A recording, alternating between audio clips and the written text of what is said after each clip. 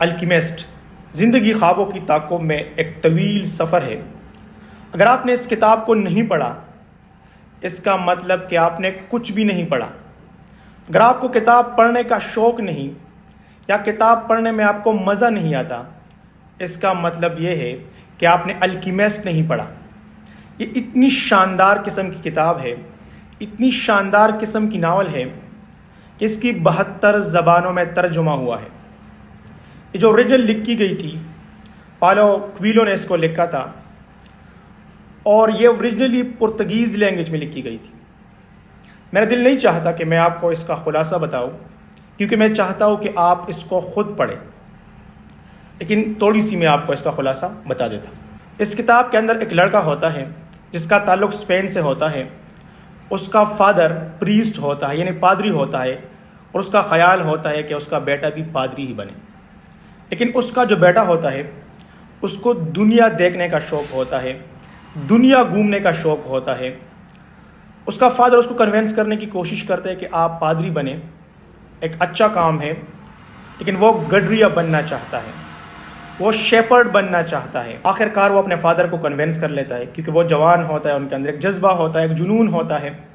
اس کے فادر کے پاس جتنا جمع پونجی ہوتا ہے وہ اس کے حوالے کر دیتا ہے اور وہاں سے وہ اپنا سفر شروع کر دیتا ہے۔ اس کا فادر اس کے لیے بیڑوں کا ایک ریوڑ خرید لیتا ہے اور پہلے دن وہ ایک خواب دیکھتا ہے کہ فلاں جگہ پہ ایک خزانہ چھپا ہوا ہے۔ ایک بادشاہ پھر اس خواب کا تعبیر بتا دیتا ہے، اس کو وہ جگہ بتا دیتا ہے کہاں پہ وہ خزانہ چھپا ہوا ہے۔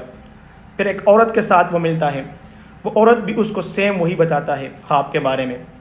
اسی طرح یہ جوان ڈیسائیڈ کر لیتا ہے کہ میں نے اس خزانے کے پیچھے جانا ہے، اپنے منزل تک پہنچنا ہے، اور وہ سارے جو ان کے پاس بیڑوں کی ایک ریوڑ ہوتا ہے اس کو بیچ دیتا ہے اور وہاں سے ایک سفر شروع کر دیتا ہے۔ وہ سمندر کو کراس کر کے ایجپٹ کی طرف نکلتا ہے، مصر کے صحرا میں جاتا ہے اور وہاں ٹریول کرتا ہے، وہاں پہنچ جاتا ہے جہاں خزانہ ہوتا ہے، لیکن وہاں صحرا میں ڈاکو اس کو لوٹ لیتے ہیں، اس کے پاس کچھ نہیں رہتا اور وہاں سے اس کے لیے آسان ہوتا ہے کہ وہ واپس اپنے کنٹری آ جائے۔ لیکن وہاں سے اس کے پاس صرف ایک چیز بچ جاتی ہے، وہ ہوتا ہے جذبہ۔ وہ وہاں پہ دوبارہ ایک کرسٹل مرچنٹ کی دکان پہ کام شروع کرتا ہے، محنت کرتا ہے، خود کو اسٹیبلش کرتا ہے اور اپنے خواب کو یاد رکھتا ہے۔ جب ان کے پاس دوبارہ بہت سارے پیسے جمع ہو جاتے ہیں وہ دوبارہ اس سفر پہ نکلتا ہے۔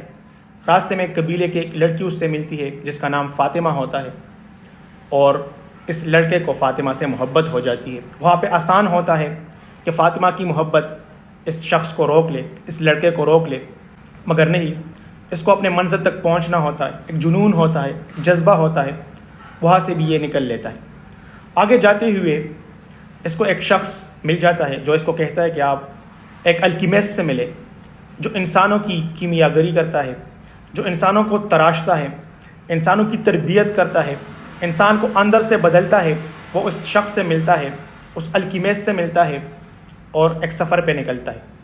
جب یہ دونوں سفر پہ نکلتے ہیں، الکیمسٹ اور یہ لڑکا، آگے دو قبیلوں کے درمیان لڑائی ہوتی ہے، اور جو دو قبیلوں کے درمیان لڑائی ہوتی ہے اس میں اس لڑکے اور اس الکیمسٹ کو دشمن قبیلے کے سمجھ کر ان کو گرفتار کر لیتے ہیں اور ان کو مارنے کا فیصلہ کرتے ہیں۔ جب وہ اس لڑکے کو مارنے کا فیصلہ کرتے ہیں تو الکیمسٹ ان کو بتاتے ہیں کہ اس انسان کو آپ کیسے مار سکتے، اس کے اندر یہ طاقت ہے کہ یہ سورج ان بادلوں کو، اس پوری نظام کو اپنے کنٹرول میں کر سکتا ہے۔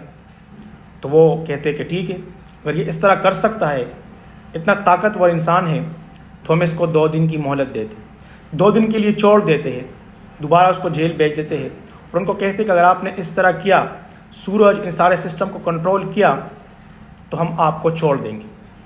وہ لڑکا الکیمسٹ سے کہتے کہ آپ نے ایسا کیوں کیا، میں تو اس طرح بالکل نہیں کر سکتا۔ الکیمسٹ نے کہا کہ وہ آپ کو مار رہے تھے، میں نے آپ کو بچا لیا، 2 دن کی مہلت مل گئی آپ۔ اس کے اندر ایک بہت بڑا میسیج ہے، if you want something very deeply the whole universe is conspire for you۔ اگر آپ کچھ چاہتے ہیں، کچھ کرنے کی کوشش کرتے ہیں، کچھ کرنے کی لگن آپ کے اندر ہے، تو ساری کے ساری کائنات آپ کے لیے کوشش کرتی ہے۔ جب 2 دن گزر جاتے ہیں، یہ لڑکا پہاڑوں پہ کھڑا ہوتا ہے، اس کا فوکس اس کا ڈٹرمنیشن، اس کا ایک جذبہ اپنے منزل تک پہنچنے کا وہ اتنا شدت اختیار کر لیتا ہے کہ اس کی اندر کی انرجی باہر کی انرجی سے برابر ہو جاتا ہے، ایک طوفان آ جاتا ہے، سورج کے اندر ایک تبدیلی آ جاتی ہے۔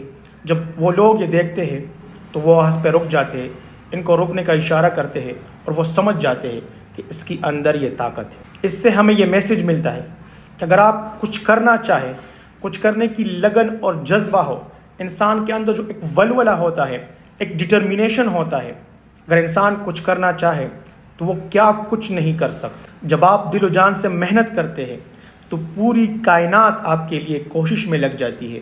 جب اس مرحلے سے یہ نکلتا ہے، اتنے تمام تر مشکلات کے بعد اب اس کو یقین ہوتا ہے کہ میں یہ خزانہ نکال لوں گا، جب وہ کھدائی شروع کرتا ہے وہاں پہ تو وہاں پہ کچھ اور ڈاکو آ جاتے ہیں، اس کو لوٹ لیتے ہیں دوبارہ، اور یہ دوبارہ وہاں سے اپنے جہاں سے اس نے سفر کا آغاز کیا تھا وہاں دوبارہ آتا ہے، اور وہ خزانہ اس لڑکے کو وہاں پہ ملتا ہے جہاں سے اس سفر کا اس نے آغاز کیا تھا۔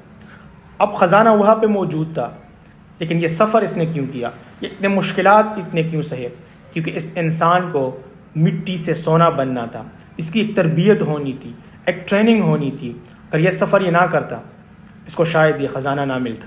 اگر یہ خزانہ مل بھی لیتا، کیونکہ خزانہ وہاں پہ ہی موجود تھا جہاں سے اس نے سفر کا آغاز کیا تھا، لیکن یہ اتنا بڑا انسان کیسے بنتا؟ اس کتاب کے اندر ہمارے لیے ایک میسج ہے کہ جو مشکلات ہوتے ہیں، جو مسائل ہوتے ہیں، اس سے ہمیں ڈرنا نہیں چاہیے، بلکہ اس سے ہماری ایک اسپریچولی ٹریننگ ہوتی ہے، اور ہم مٹی کے بنے انسان ایک سونا بنتے ہیں، ایک خزانہ بنتے ہیں۔